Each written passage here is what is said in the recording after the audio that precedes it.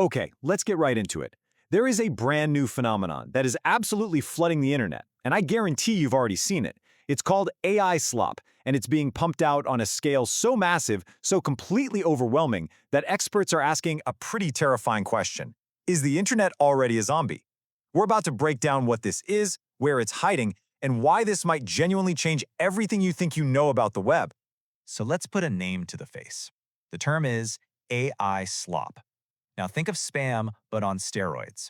It's super low quality, zero effort, often completely nonsensical content that AI models are just churning out in unbelievable volumes. We're not just talking about annoying junk mail here. This is a full-on deluge of synthetic media, and it's designed to do one thing: clog up our digital world.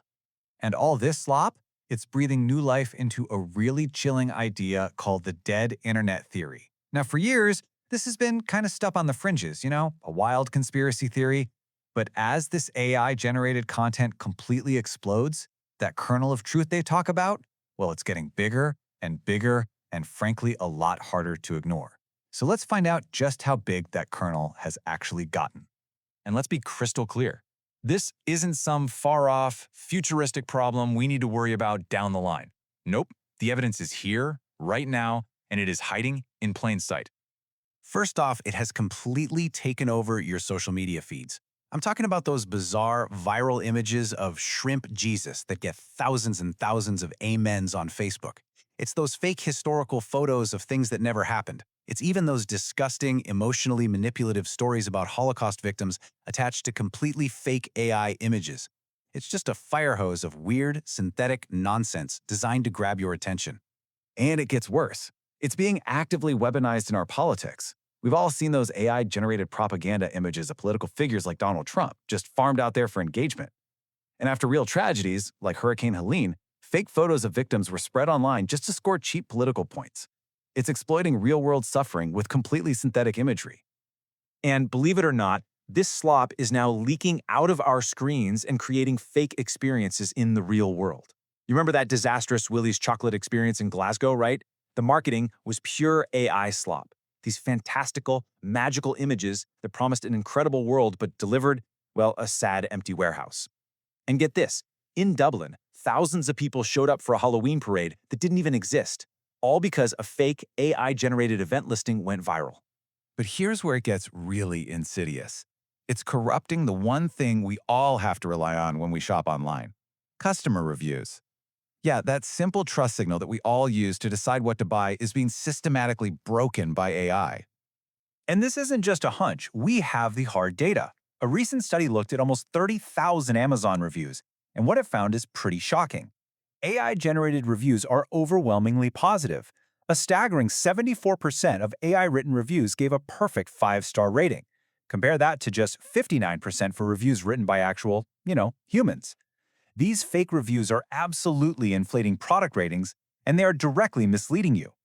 So you might be thinking, okay, it's weird, it's annoying, it's just junk content. What's the real harm here? Well, once you get past the bizarre and the deceptive, this flood of AI slop is actually creating a very serious long-term crisis for our entire creative ecosystem. And look, this isn't just me speculating. A major report from the US Copyright Office is sounding the alarm, warning that this is a huge economic threat to human creativity itself. And the report points out this really critical paradox. The very same AI models that are pushing human creators aside with cheap synthetic content, well, they're completely dependent on new, high-quality work from humans to get any better. So by killing the incentive for humans to create, AI is basically poisoning the well that it drinks from. On one hand, you have human creation. It needs incentives, it costs real money and time, but it produces the brand new data that AI needs to learn from. On the other hand, you've got AI generation. It's dirt cheap, it's incredibly fast, and it pushes those human creators out of the market. What you get is this dangerous feedback loop, where the pool of training data just gets stale, degraded, and filled with AI's own mediocre garbage. This whole situation raises these huge, messy questions. I mean, if AI work is so cheap to make, should it even get copyright protection? And if we give it that protection, aren't we just speeding up the process of killing the motivation for human artists? We're building a system that might literally be eating its own tail, and that could lead to a totally devalued, less innovative creative economy for all of us. Which brings us right back to where we started, the dead internet theory.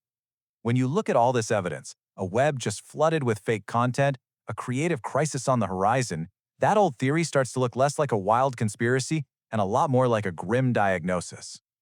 So, what is the theory exactly? Well, at its core, it's the claim that for years now, the internet hasn't really been a place for organic, human-to-human interaction anymore. Instead, it argues that most of what you see online is just bots and algorithmically generated content. And yeah, it absolutely started out as a conspiracy theory, something easy to just laugh off. But with the arrival of these incredibly powerful AI tools like ChatGPT and Midjourney, its once crazy-sounding claims now feel, well, kind of prophetic. The internet just feels weirder now, doesn't it? Less human? That line between a real person and a bot is getting blurrier every single day. And this is not just a feeling. A 2023 report from the security firm Imperva dropped an absolute bombshell. It found that automated bot traffic now makes up nearly half of all web traffic, 49.6% to be exact. Let that sink in. We are already at a nearly 50-50 split between humans and bots online. So you get this bizarre feedback loop where bots are just talking to other bots to keep the algorithms happy. And that leaves us with one final question. In this new synthetic world, are we, the humans, just becoming bystanders on an internet that we built, but maybe we don't control anymore?